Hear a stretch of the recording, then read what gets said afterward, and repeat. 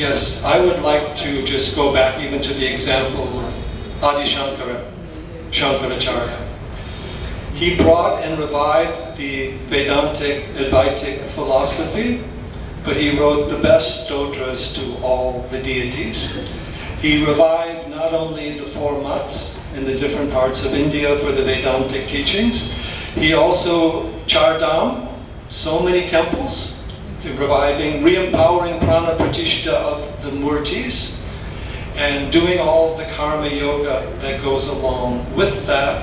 I think that there's an integration possible of these factors. There are always some people with excess rajas and tamas that may misinterpret these type of things, and there's always a degree of superstition. We see that in some tantric texts, for example, the more Vamachara type things, but even Shankaracharya did the Saundarya Lahari, the most important work in the honor of Tripura Sundari. So I think we need to have a deeper and broader vision. So I always tell people, I do follow Advaita Vedanta, but I'm also a firm believer, at least for my own purposes, in Murti Puja. At a certain extent, we are all Murtis. We are all manifestations, images of that same deeper reality. And even puja means that everything we should do should be a ritual in the sense that we should do whatever we do with an honoring of the sacred and a deeper awareness. In fact, one of the beautiful things about Bali is when they do all these rituals, they do them as an offering. They don't do them for some personal reason, getting this, getting a job, all these different things that are done. So I do believe that the ritual also has its place as understood as right action, dharmic living, Ayurvedic lifestyle.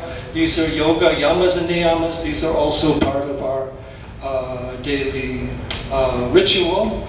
But we must aim to elevate and move beyond the division, the conflict, the violence. And I have to say, belief in a book is one of the worst superstitions. I'll just add what I said. In Samved we have that sukta we say, Sadharpita Janita Saukabandhu Dhamani Vedya Shubhodani Vishwa. Now this one talks about one cosmic Purush. And then suddenly we find in society the classification. The classification, it's got a lot of theories behind it, why it must have been done.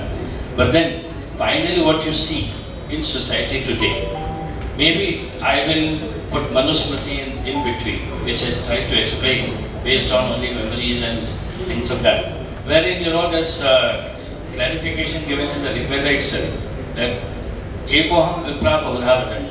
But that thing comes down here and we get totally divided, and that's how the 21st century will have to go back to what we had in the first page. Otherwise, we will not be able to create the synchronization. Now, would you agree to that, or do you have your different views on it? Again, Purusha Sukta says Purusha Vedam Sarva. And even Atharva Veda, Skamba Suktas, they have a number of suktas that say the same thing. I don't know if we can blame a particular text upon it.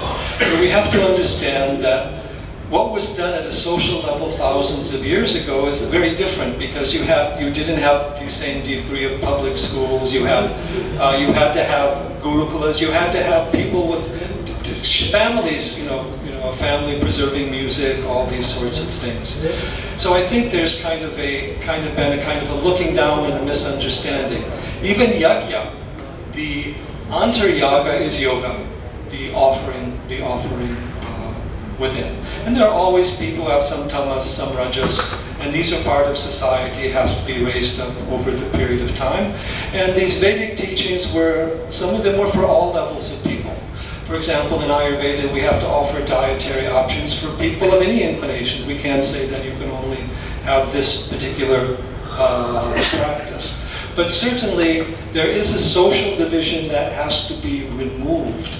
But that social division is removed through a unity of humanity, a unity of self, and a recognition of differences, and also moving beyond a purely political, materialistic, economic vision into the broader understanding that we have in the Sanatana Dharma, which is also recognized as gunas, dharma, artha, kama, moksha, different stages of life, differences. For example, Hindu temples are not like the church that has only one thing, one mass all the time. You have temples of different deities, temples for different communities. So the diversity, the true diversity, is a manifestation of oneness. When we recognize everything is unique, we can recognize everything